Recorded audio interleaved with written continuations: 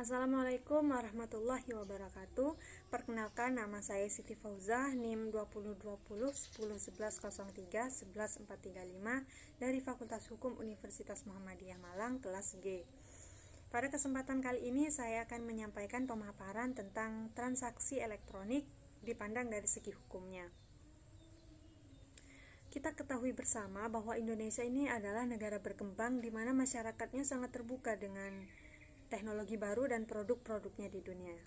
Hal ini ditambah lagi dengan jumlah pemakaian internet di Indonesia dari tahun ke tahun itu selalu mengalami peningkatan yang sangat pesat. Ini merupakan tantangan sekaligus kesempatan besar bagi perusahaan e-commerce untuk dapat berkembang pesat di Indonesia. Bila sebelumnya kita melakukan transaksi jual beli secara langsung, sekarang ini masyarakat Indonesia mulai beralih untuk melakukan belanja online dan telah terbiasa dengan transaksi jual beli melalui internet. Artinya, semakin banyak masyarakat dari kelas menengah mengerti mengenai perdagangan via internet, sehingga perusahaan e-commerce ini memiliki kesempatan yang sangat besar untuk memaksimalkan dan untuk berkembang pesat di Indonesia. Saat ini Indonesia merupakan salah satu negara yang tren dengan transaksi jual beli online atau online shop ya. Hal ini dapat kita lihat dari bermunculannya toko-toko online seperti Shopee, Lazada, Tokopedia, Bukalapak, dan masih banyak yang lainnya, tergantung dari jenis barang apa yang akan kita beli.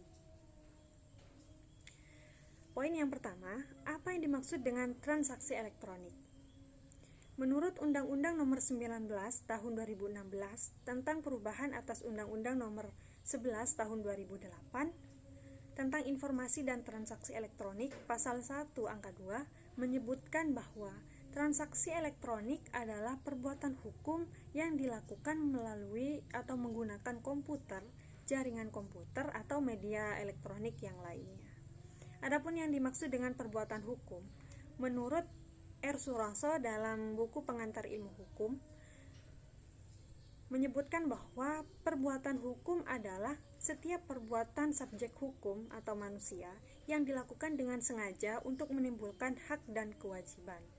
Akibat perbuatan ini dapat diatur oleh hukum, karena akibat itu bisa dianggap sebagai kehendak orang yang melakukan hukum. Hal ini juga berkaitan dengan e-commerce, artinya pembelian atau penjualan barang dengan menggunakan jasa konsumen online di internet. Nah, model transaksi seperti ini dikenal dengan istilah electronic transaction. Poin yang kedua, urgensi pengaturan hukum dalam transaksi di internet. Teknologi yang diciptakan oleh manusia tidak selalu menghasilkan hal-hal yang positif, tetapi juga dapat menghasilkan berbagai dampak negatif bagi kehidupan manusia itu sendiri. Disinilah salah satu arti penting perlunya peraturan perundang-undangan yang mengatur tentang teknologi informasi dan transaksi elektronik, sehingga tetap kemajuan teknologi ini tetap berjalan dengan semestinya dalam kehidupan manusia. Banyak pihak yang mengatakan bahwa hukum itu selalu tertinggal dengan teknologi. Memang kritikan seperti ini tidak sepenuhnya salah, karena memang demikianlah sifat hukum jika dikaitkan dengan teknologi. Karena orang tidak mungkin dapat memprediksi teknologi apa yang akan ditemukan di masa depan. Kemudian dari sekarang langsung mengatur atau membuat hukum yang mengatur hal tersebut. Itu tidak mungkin. Oleh karena itu, sudah sewajarnya hukum berada di belakang teknologi dan mengikuti perkembangan teknologi dari masa ke masa, seperti itu. Dalam perkembangan teknologi informasi, satu hal yang harus kita sadari dengan cermat, bahwa secanggih apapun perkembangan telekomunikasi atau teknologi informasi, maka kita tetap harus memperhatikan rambu-rambu dan prinsip-prinsip universal dalam kehidupan manusia. Yang pertama, prinsip-prinsip tersebut antara lain, yang pertama, kepentingan umum, yang kedua, ketentuan peraturan perundang-undangan yang berlaku, karena kita tidak boleh melakukan sesuatu hal yang bertentangan dengan peraturan perundang-undangan. Kemudian yang ketiga, hak asasi manusia. Yang keempat, agama. Yang kelima, kesusilaan. Dan prinsip yang keenam, kesopanan. Nah, prinsip-prinsip inilah yang harus kita pegang teguh dalam menghadapi perkembangan teknologi informasi dan transaksi elektronik di masa ini yang mengalami peningkatan yang sangat pesat. Kemudian poin yang ketiga, peraturan terkait dengan informasi dan transaksi elektronik telah diatur dalam Undang-Undang Nomor 11 Tahun 2008 dan Undang-Undang Nomor 19 Tahun 2016 tentang perubahan atas Undang-Undang Nomor 11 Tahun 2008. UU ITE atau Undang-Undang Informasi dan Transaksi Elektronik. Apa itu Undang-Undang ITE? Secara umum atau secara keseluruhan. Undang-Undang ITE atau Undang-Undang Informasi dan Transaksi Elektronik adalah ketentuan yang berlaku untuk setiap orang yang melakukan perbuatan hukum sebagaimana yang telah diatur dalam undang-undang ini, baik yang berada di wilayah hukum Indonesia maupun di luar wilayah hukum Indonesia, dan memiliki akibat hukum di wilayah Indonesia atau di luar wilayah hukum Indonesia, dan merugikan kepentingan Indonesia. Undang-Undang Informasi dan Teknologi dan Transaksi Elektronik atau UU ITE ini mengatur berbagai perlindungan hukum atas kegiatan yang memanfaatkan internet sebagai medianya, baik transaksi maupun pemanfaatan teknologinya. Kemudian juga pada Undang-Undang ITE ini juga diatur berbagai ancaman hukuman bagi kejahatan melalui internet. Jadi sudah pasti ada hukuman bagi pelaku kejahatan yang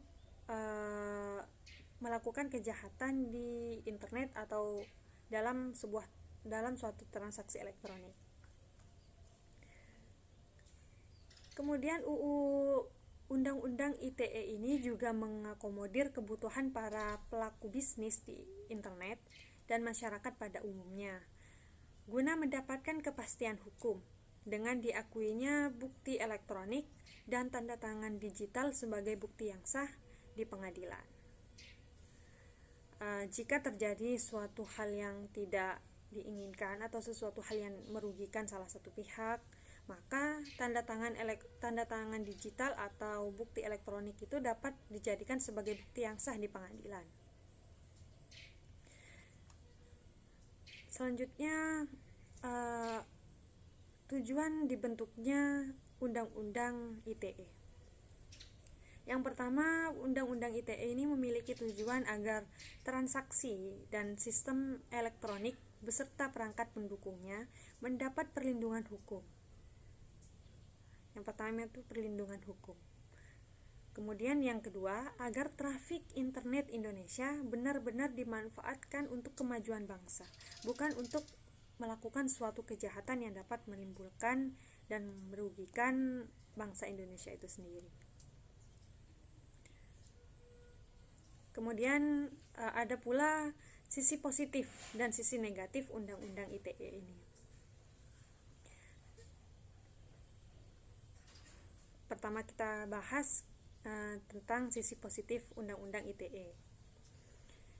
Yang pertama, memberikan peluang bagi bisnis baru bagi para wirausahawan di Indonesia untuk meningkatkan atau mengembangkan bisnisnya. Maka otomatis hal ini juga mendorong pertumbuhan ekonomi dan juga menekan angka pengangguran di Indonesia, karena terjadinya banyak penyerapan tenaga kerja. Kemudian yang kedua, kejahatan yang dilakukan oleh seseorang di luar Indonesia dapat diadili. Selain itu juga Undang-Undang ITE ini dapat membuka peluang bagi pemerintah untuk mengadakan program pemberdayaan internet, sehingga masyarakat Indonesia mengerti dan paham tentang internet dan dapat menggunakannya untuk membantu kehidupan sehari-hari. Dan juga Undang-Undang ITE ini dapat mengantisipasi kemungkinan penggunaan internet yang merugikan dan memberikan perlindungan hukum terhadap transaksi elektronik. Namun selain itu, Undang-Undang Informasi dan Teknologi dan Transaksi Elektronik juga dipandang memiliki sisi negatif. Contohnya, pernah terdapat sebuah kasus pencemaran nama baik lewat internet akibat transaksi online. Nah, padahal dalam Undang-Undang Konsumen dijelaskan bahwa hak dari konsumen adalah untuk menyampaikan keluh kesahnya, menyampaikan pendapatnya, seperti itu. Jadi dalam hal ini banyak pihak yang menganggap bahwa undang-undang ini membatasi hak kebebasan untuk berpendapat, hak kebebasan untuk berekspresi, dan dapat menghambat kreativitas masyarakat dalam berinternet. Selanjutnya, poin yang keempat, asas pemanfaatan teknologi informasi dan transaksi elektronik. Yang pertama ada asas kepastian hukum.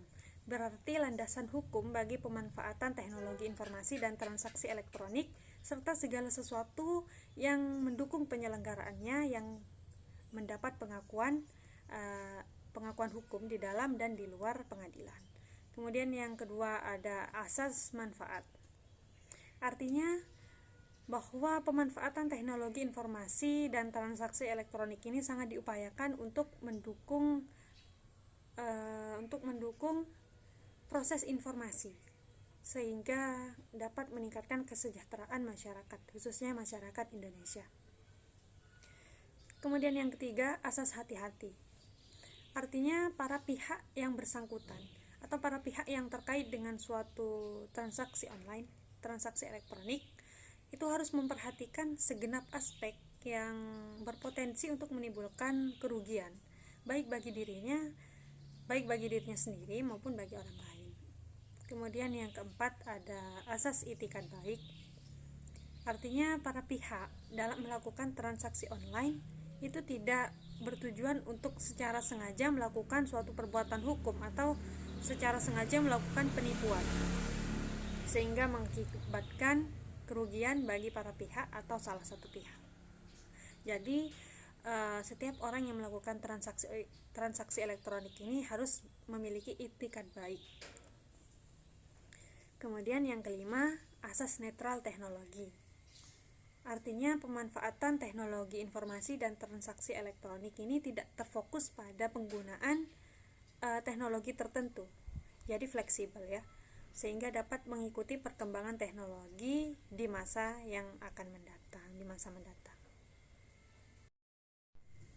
Baik, dari penjelasan yang sudah saya paparkan, dari penjelasan yang sudah saya sampaikan, maka dapat disimpulkan bahwa kemajuan teknologi mendorong manusia untuk memanfaatkan teknologi yang ada untuk membantu dan mempermudah kehidupannya. Misalnya dengan melakukan suatu transaksi elektronik. Akan tetapi hal tersebut diperlukan adanya kewaspadaan dari diri pribadi masing-masing agar tidak terjadi sesuatu hal yang merugikan dirinya sendiri maupun orang lain. Sehingga muncullah peraturan yang mengatur tentang informasi dan transaksi elektronik untuk mengatur segala hal yang berkaitan dengan hal tersebut agar perkembangan teknologi dapat menjadi suatu kemajuan yang memberikan kemanfaatan bagi manusia dan untuk meminimalisir terjadinya suatu kejahatan di bidang informasi dan transaksi elektronik. Mungkin itu saja yang dapat saya sampaikan, kurang lebihnya mohon maaf. Wassalamualaikum warahmatullahi wabarakatuh.